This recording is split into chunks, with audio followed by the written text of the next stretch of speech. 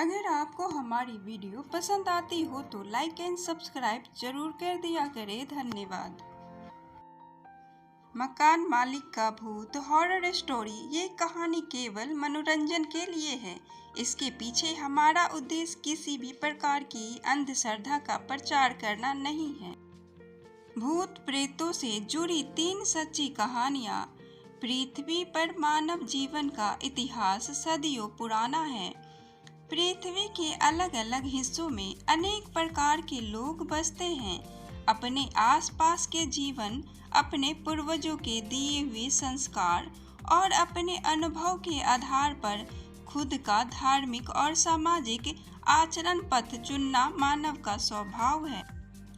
दुनिया में जिस तरह पवित्र और धार्मिक शक्तियों का अस्तित्व और महत्व है, उसी तरह आसुरी शक्ति, भूत प्रेत और मैली विद्या की पूजा करने वाले और उसमें मानने वाले लोगों की भी कमी नहीं है। 21वीं सदी में सांस लेने वाली दुनिया में कुछ लोग आज भी भूत प्रेत और अतृप्त आत्मा के अपने आसपास होने का आभास करते हैं।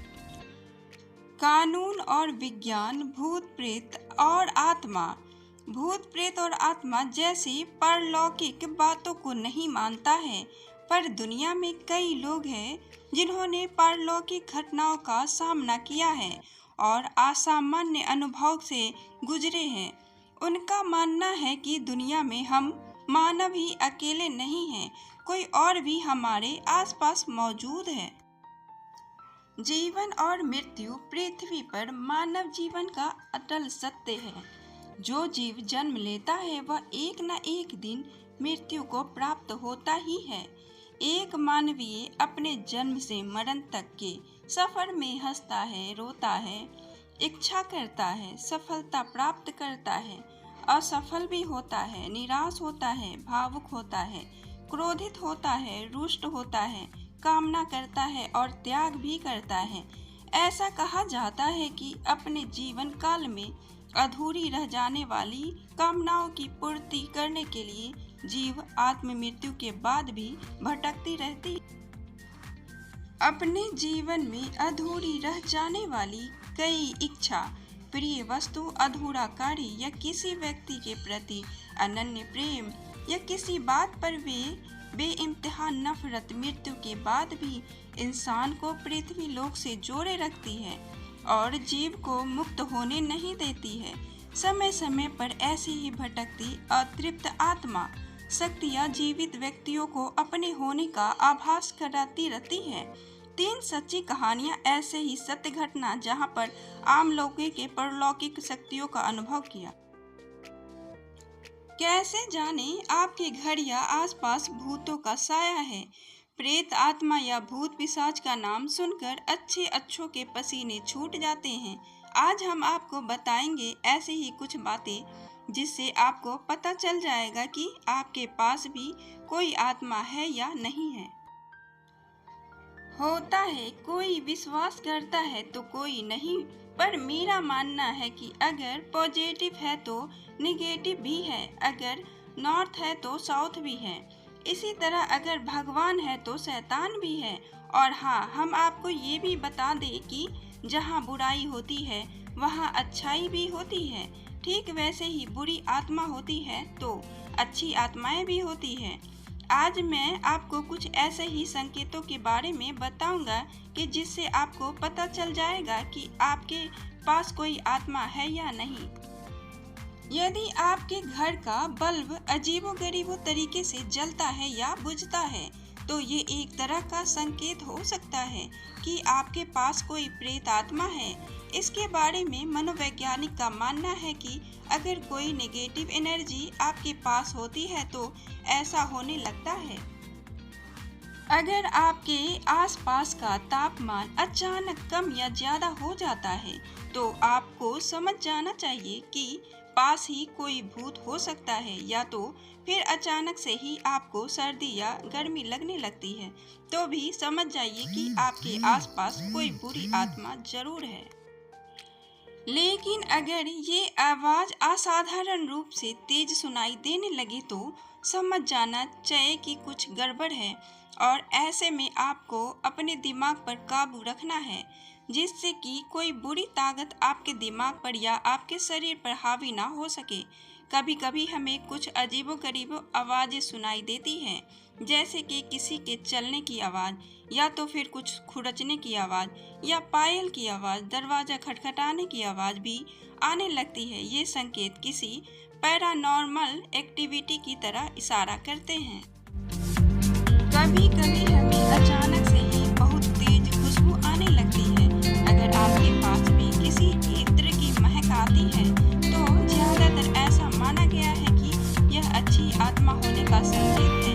अगर कोई लोबान धूप अगरबत्ती की महक आती है तो ये भी अच्छी आत्मा के होने का संकेत है, और अगर बदबू आती है तो ये बुरी आत्मा का होने का भी संकेत होता है।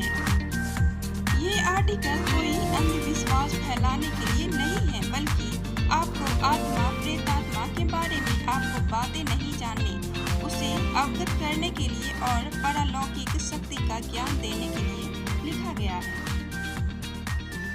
थर्ड घोस्ट स्टोरी, शारदा देवी का भूत। रियल घोस्ट स्टोरी, यह सत्य घटना है। शारदा देवी के बारे में। शारदा देवी का जन्म गुजरात के भनगौर गांव में हुआ था और उनका विवाह पोरबंदर शहर के व्यापारी जीवनलाल के साथ हुआ था। जीवनलाल एक संयुक्त परिवार में रहते थे। कुल 5 भाई और 4 बहन तथा माता पिता का पूरा परिवार था। शारदा देवी ने एक पत्नी और बहू होने के सारे फर्ज निभाए, तन मन से अपने ससुराल वासियों की सेवा की, पर शारदा देवी को बदले में सुख नसीब ना हुआ।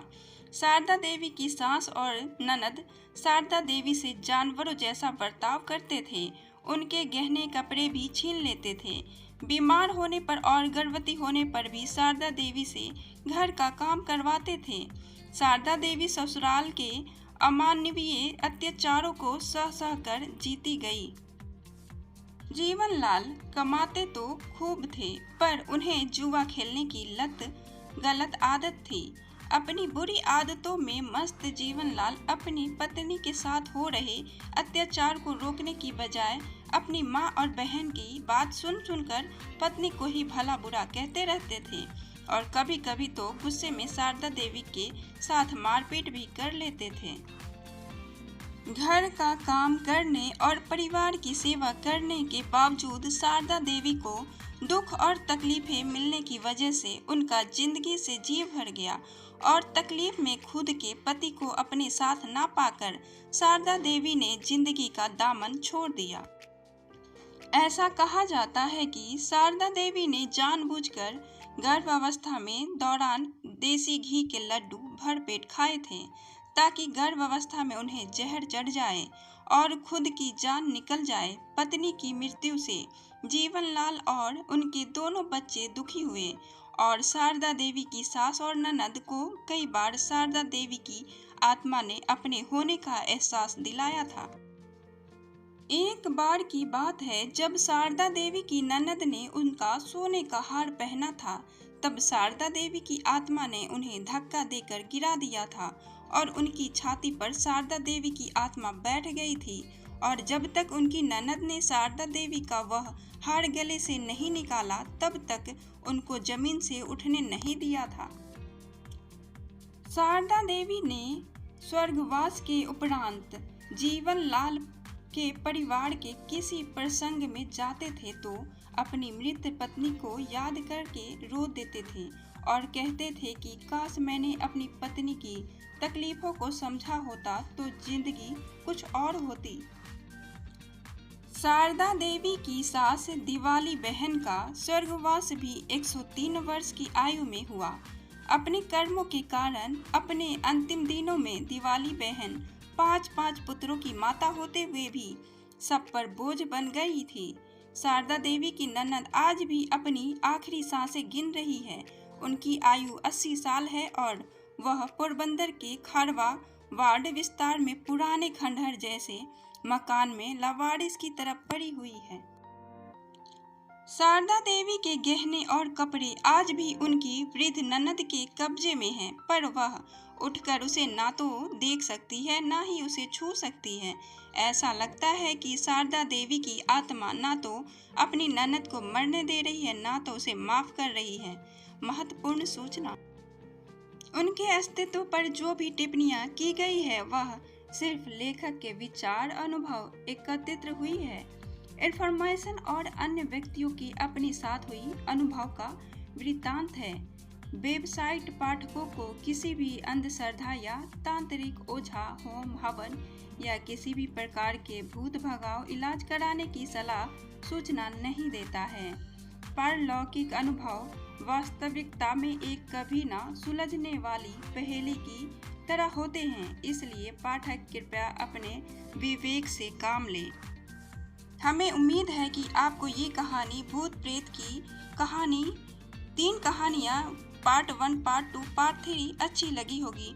अगर अच्छी लगी हो तो अपने दोस्तों के साथ भी शेयर करें और कमेंट में ज़रूर बताएं कि कैसी लगी आपको ये कहानी।